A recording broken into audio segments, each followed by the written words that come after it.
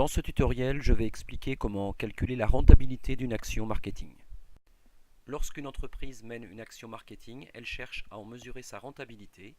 Celle-ci peut s'exprimer par un nombre de retours ou un nombre minimum de participants. Bien sûr, l'entreprise cherche également à calculer le chiffre d'affaires minimum à réaliser pour rentabiliser l'opération commerciale ou le projet. Dans cette opération, l'entreprise a loué un fichier de 2000 adresses à 90 centimes l'adresse. On compte 70 centimes pour l'envoi postal. L'impression des courriers et des flyers est de 250 € et on estime un taux de retour à 4%. Le coût d'achat du produit vendu est de 170 €. Un cadeau est offert au coût de 4 €. Les frais d'expédition sont de 12 € par envoi et le prix de vente du produit est de 280 € hors taxe.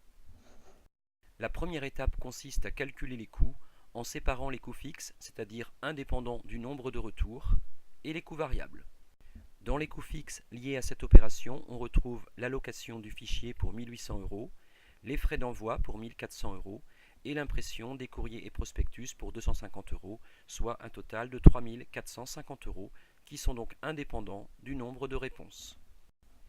Les coûts variables dépendent du nombre de retours. Ainsi, avec un taux de retour estimé à 4%, on a donc 80 clients qui sont intéressés par l'opération. Pour les coûts, le coût d'achat du produit 80 x 170 €, 13 600, le cadeau pour 320 € et les frais d'expédition pour 960 €, soit un total de coûts variables de 14 880 € et un coût total pour l'ensemble de l'opération de 18 330 €. Sachant que 80 clients ont répondu favorablement et que le prix de vente du produit est de 280 €, le chiffre d'affaires de cette opération est donc de 22 400 €. Par différence, on retrouve le résultat, soit 4 070 €. On peut donc en déduire que cette opération commerciale est rentable. On a vu qu'avec 80 clients, l'opération dégageait un bénéfice de 4 070 €. On peut donc se poser la question du nombre minimum de retours nécessaires pour arriver juste à couvrir les frais. La marge unitaire dégagée est égale au prix de vente moins les charges variables unitaires composées du coût d'achat du produit, du cadeau et des frais d'expédition, soit 280 € moins 186 €, 94 € pour notre marge.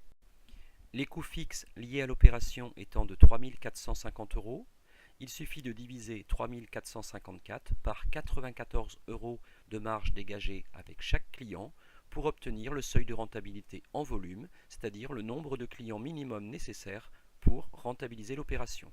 On obtient ici 36,70 que l'on va arrondir à 37 clients. Pour calculer le seuil de rentabilité de cette opération en valeur, il suffit de multiplier le nombre de clients nécessaires, soit 37, par le prix de vente hors taxe, 280. On obtient ainsi 10 360 €. Ce qui veut dire que l'entreprise doit réaliser 10 360 € de chiffre d'affaires pour être rentable ou avoir 37 clients qui lui répondent favorablement.